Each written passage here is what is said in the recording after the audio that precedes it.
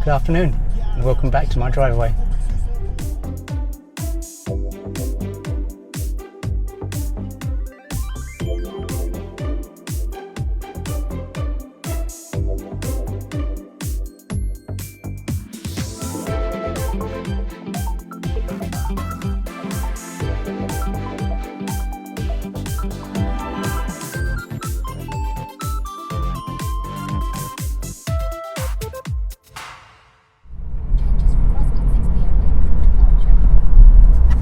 So I wanted to do just a little update video because it's going to be a while to my next stealth camp. That'll be November the 13th when I do the Testway Ultra.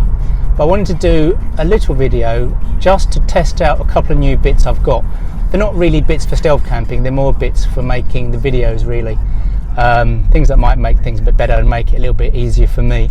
And also I wanted just to do, I suppose, a little update on the bits that I actually used on the last stealth camp, because although I used the Porta Potty for the first time and the Jackery for the first time, I just thought I'd give a little update on their use.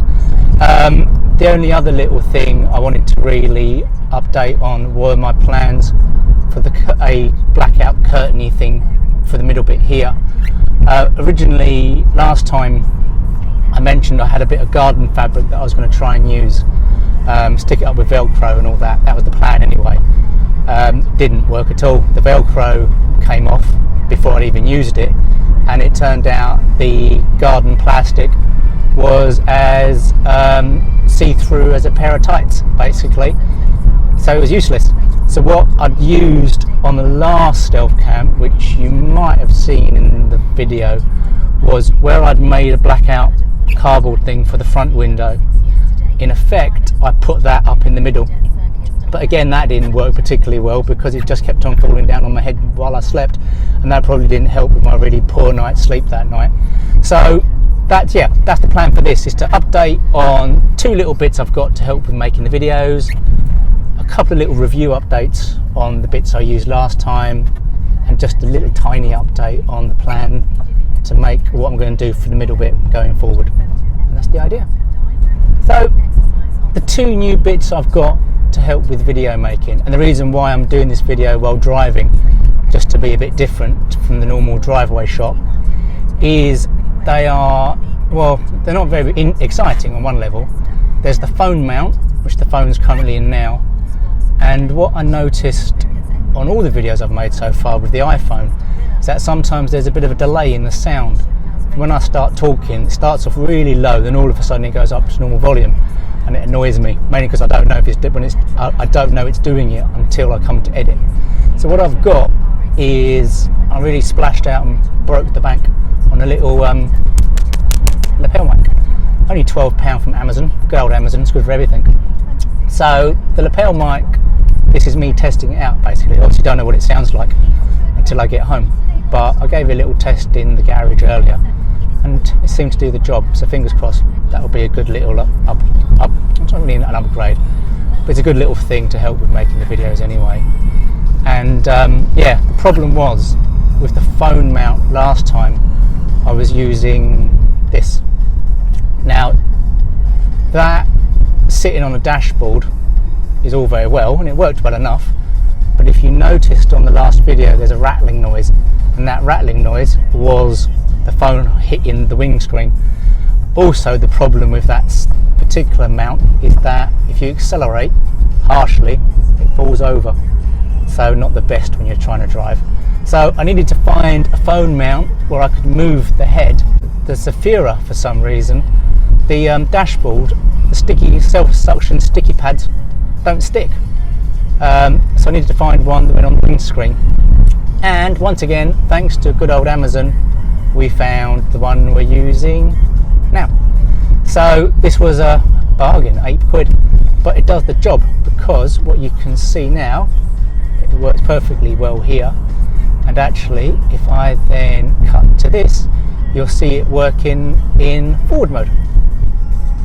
And the super handy thing with this cheapy mount is that it's really easy to move the camera around. So obviously you don't want to distract yourself when driving. So the good thing about this mount is it's so easy to move around. as you can see. The only thing is I'm used to the camera being over here, so I keep looking over there. That's why my eyes are going in the wrong place. So yeah, it might only have been £9, but it was certainly money well spent. And it made my life a little bit easier when doing the filming. So that's win-win, if you ask me. So yeah, the plan going forward for this channel, I think in reality is going to be one stealth camp a month. In the ideal world, didn't see that speed up. In the ideal world, yeah, it'd be nice to go more often, but I think the reality with having a family, wife, children, full-time work, it's not really going to be possible to do it any more than that. And I think, to be honest, doing it once a month is something to look forward to. So that's win-win, really. So just to be different, I'm going to film this little segment at Danth Country Park rather than my driveway, just to give you a different view in these interim videos. So yeah, here I now cut to myself. This little segment was just a little review, I suppose, a little update on the bits I actually used last time. So my power, as I've previously shown, is the Jackery 240. Now this is the cheapest Jackery that you can get. It's also the lowest capacity one. Now in the last video I'd said how, not that you saw it because I actually cut that bit out, but there's a bit where I said the Jackery, having a Jackery was a bit of a luxury. But actually, having used it last time, I realised it's not a luxury. It actually is quite good. I mean, you can charge three, four things off it at the same time. Three, four things. So I was charging my phone, my watch, and powering the lights all at the same time. And yeah, it worked really well. Now, the important bit as well, I mean, I'd last stealth camped 4 weeks ago. I fully charged that for that stealth camp. Now, I haven't charged it up since, and what I've been doing is draining it out by using it to charge up my phone, to charge my watch, to power my desk fan, charge up my tablet, and only now is it down to 1%. So it's taken, what, 3 to 4 weeks of using it just from charging normal electrical appliances for it to fully run out.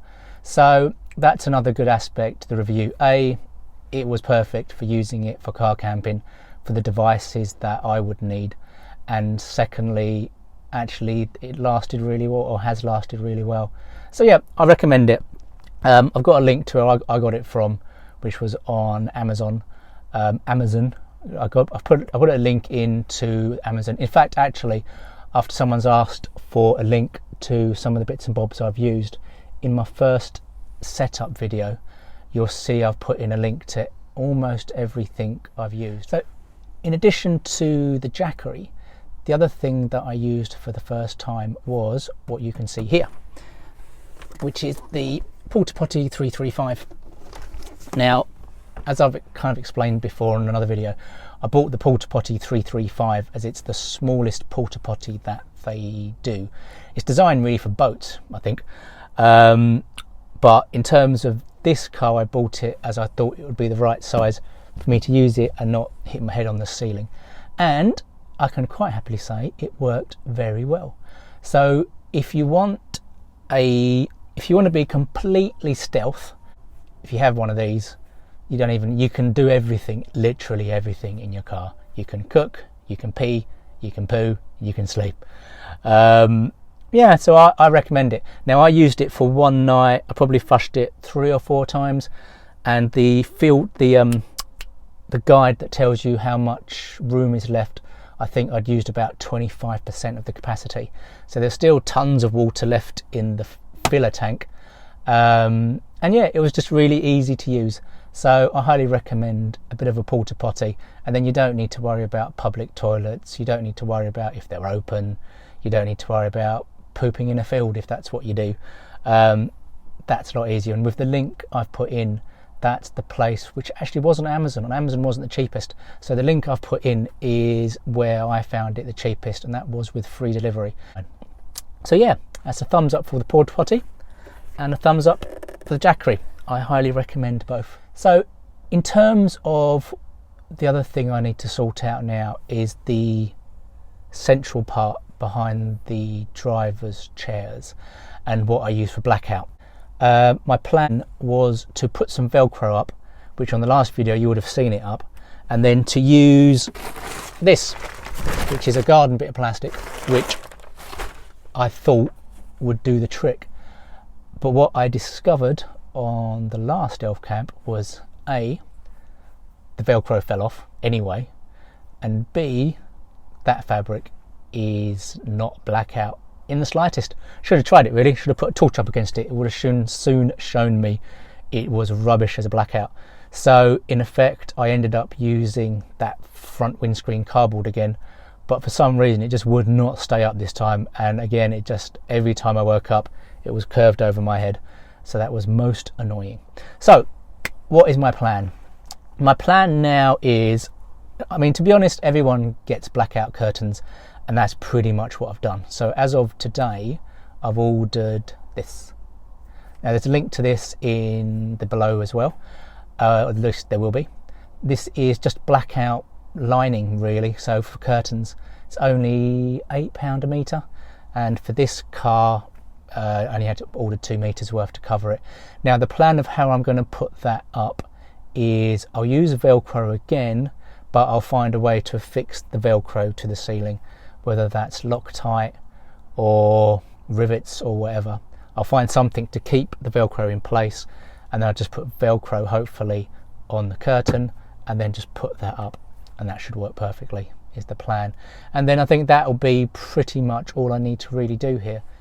What I might do now, just to test the microphone again, is go for a little stroll around Damp Country Park. I was going to test the mic out on my run that I just did, but as it was raining I doubted the mic was waterproof. So yeah, I'll give it a little test now, and you can have a little look around Damp Country Park and some more relaxing music and me buttoning every now and again to see what the mic sounds like when I'm on the move. It's funny, I was just about to go and shoot my little video around Damp Country Park, but I thought I'll have a look at the videos I've just shot and see how this mic has worked, and actually it has worked well. So it is a sound £12 investment. But what all that shows, I think, and this is the thing with car camping, obviously I'm not car camping now, I'm sitting in a car park in a country park, but the thing with car camping is it's just so, it's hard to describe it. I mean, sitting in your car you wouldn't think is that interesting, but actually it's quite calm. It's like, I know someone else, I was watching another YouTuber the other day, and they were talking about how the car is their safe space. I generally can't remember who it was, but it's true. I mean, I'm sitting in a car park, I'm fully open, I've only got one of my little window things on just so people can't see me, but no, it's very strange. It's like, it's very calming, and I think that's what the attraction to stealth camping is, for car camping for everyone is. It's that you're travelling, I know you're travelling in your safe space and just sleeping out and doing stuff. So yeah, I just thought I'll add that little bit before I venture off and do my little walk.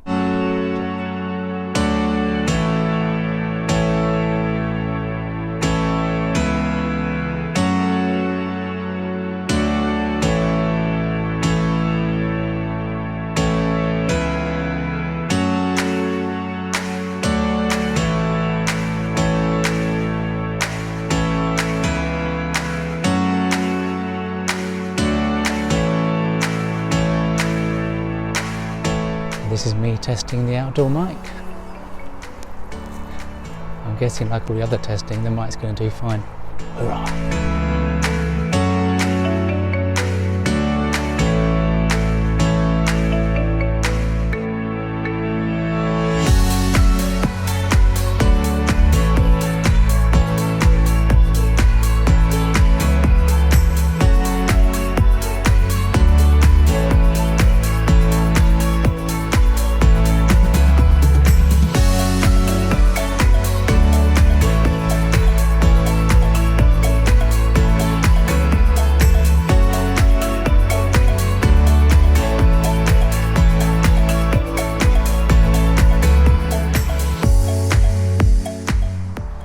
Interestingly, this is where my mum and dad come and get many pounds of apples from, this orchard, which I think a lot of people don't really use and it goes to waste.